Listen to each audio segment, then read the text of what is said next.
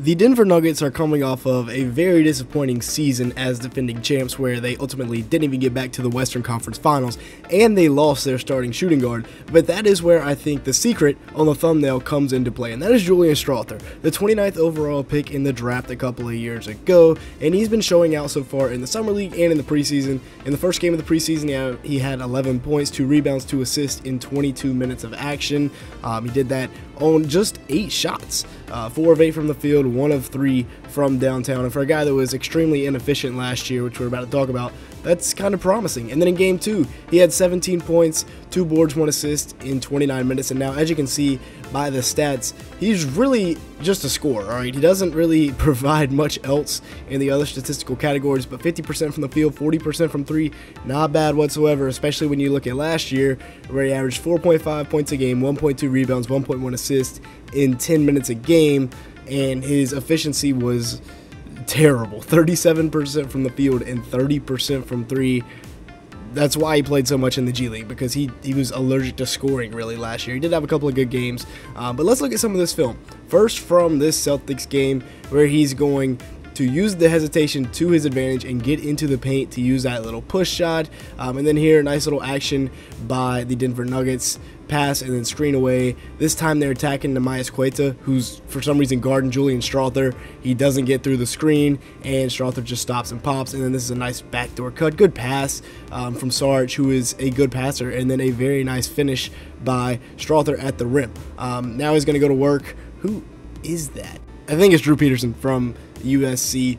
Gets to the rim with the right hand. Would have liked to see him finish with the left, but he did see Nikola coming in, so good thing he did finish it with the right. And now once again, going to work on the mismatch, sets him up with a cross into a between the legs that gets the 3 ball to go down. Nice little off ball action here. This time it was Dario Saric setting the screen, and then a nice Euro here, using the body control very well to finish on the Nikola. Pause. That was a good finish overall. And then using the screen from DeAndre Jordan here to get free. Good defense by Peyton Pritchard, but once again, using the rescreen and then giving it up, getting it back. Great 2-man game here by these two, and he's going to finally free himself the 3rd time and get into the lane for that little push shot. And that's not an easy shot over Luke Cornett.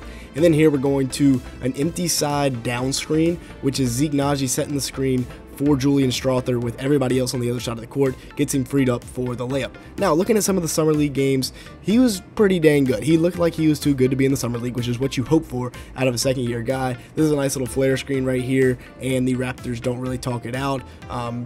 But instead of going all the way down, he just stays at the wing area, because I take it back, the Raptors did a decent job of talking that out, switching that screen, and he takes advantage of it and knocks down the 3 ball. And then here he is once again knocking down the catch and shoot, which is something he's got to do this year if he's going to play off of Jokic and Murray and Michael Porter Jr. Attacking the pick and roll, and that's too easy. The defender there got too far up on that hedge, and PJ Hall rolls right to the basket. Not great defense from the Raptors overall.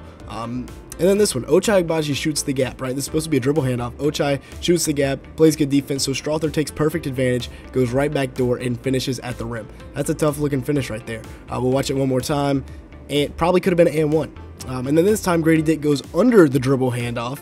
So he's in a lose-lose, because if he chases, Strawther's going to attack the rim. If he goes under, that's going to happen, pulling up for the 3 ball. And that's a nice luxury to have out of a guy like Strawther, who can come off the bench and can knock down that shot, create for himself. Pretty good defense here against Grady Dick. Gets the block, and then going the other way. Right here, we got an empty side pick and roll. So the defender has to rotate over. The other defender doesn't rotate down in time, and Strawther just cuts back door for the nice little feed from Trey Alexander, and that's a tough finish, going up and under. Ochai was in the correct position. Number 3 was not. Sorry, I don't know your name. Forgive me. Now he's going to get into the pick and roll, empty side pick and roll. Like the Nuggets run this a lot. At least they did in the Summer League. He's going to be attacking the big here, and the big just doesn't get down quick enough. I think that's Jacoby Walter. Tried to come over in time, didn't quite get there, and a nice finish from Julian Strawther right there with the right hand, and then breaks this guy, and instead of forcing up the 3 ball, is very unselfish, passes it to PJ Hall, who's got a full head of steam coming downhill, and he gets the little floater to go,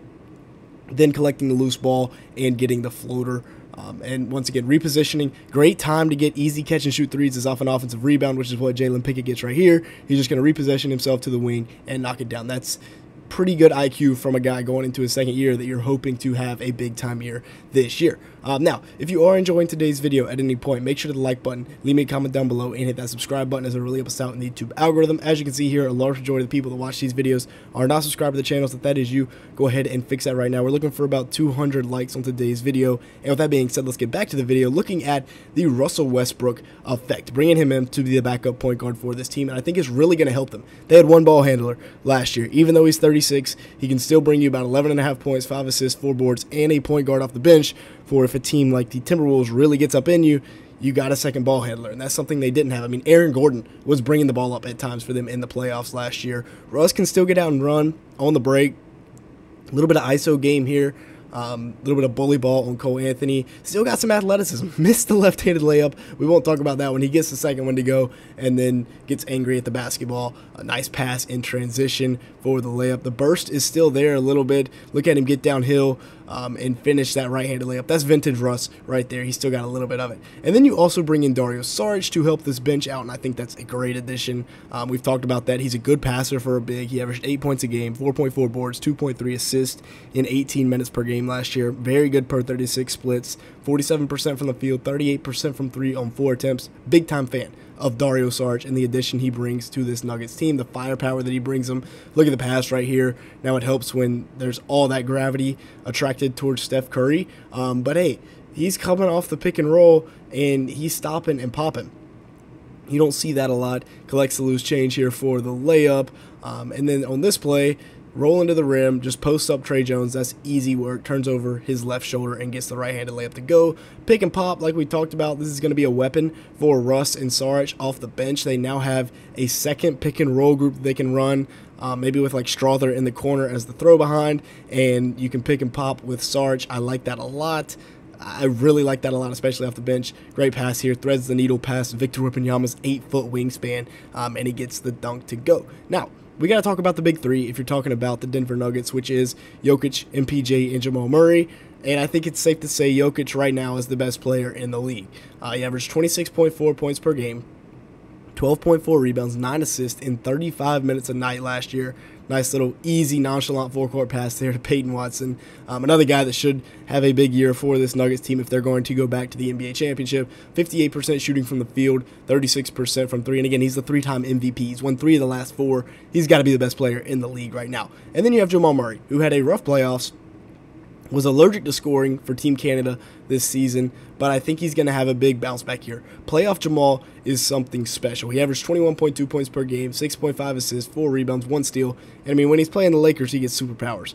48% shooting from the field, 43% from 3 on 6 attempts. I don't think he was fully healthy last year in the playoffs, which, you know, led to a bad playoff run. And then Michael Porter Jr. also had a bad playoff run, especially against Minnesota. He was good the first series, but then he just kind of got taken out of it because he just went to the corner and they went no help. Didn't work out. 16.7 points a game last year for him, 7 boards on 48% shooting from the field, 40% from 3. Both of these guys are extremely efficient. If the bench plays better, I like the Nuggets a lot this year. With that being said, y'all let me know your thoughts down in the comment section below. Make sure to like button and hit that subscribe button as well, so it really helps out in the YouTube algorithm. And with all that being said, thank you so much for watching today's video. Subscribe to Backyard Buckets right now!